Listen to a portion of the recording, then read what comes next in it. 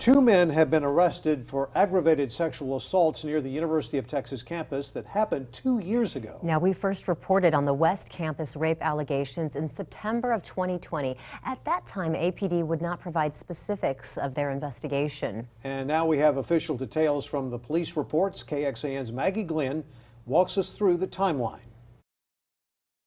According to APD police reports, two women reported leaving a fraternity party on the night of August 27, 2020, with suspects Benjamin Berkowitz and Andres Iza. The women told police the men offered to walk them home. But once they arrived at the women's apartment, they said the men raped them. Both women stated they made multiple attempts to say no to each of the suspects. One of the women was finally able to free herself from a locked room and ran into the other's room screaming. That's when a third roommate called 911. APD officers responded to the call in the early morning hours of August 28, 2020. Both victims had rape kits administered in the days following the assault.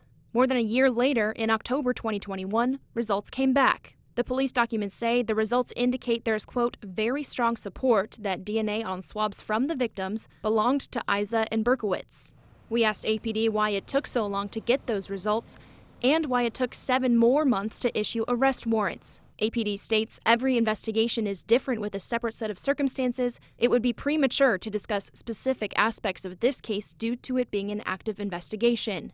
UT tells us Berkowitz and Iza are not currently students and says it cannot provide further details as to whether they were enrolled at the time of the crime due to federal student privacy laws.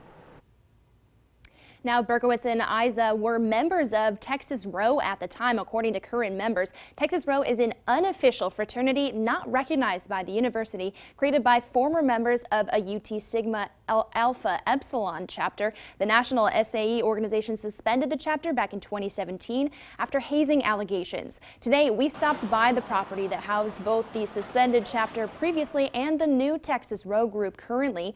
People who said they were members but would not identify themselves told us they did not have a comment on the arrest warrant themselves, but they did tell me that back in 2020 they, quote, handled the incident internally and kicked Berkowitz and Iza out of that unofficial fraternity. One member also told us today SAE has accepted their application to become an official chapter again, but did not provide specific details. We've reached out to SAE's national director for confirmation, but have not yet heard back.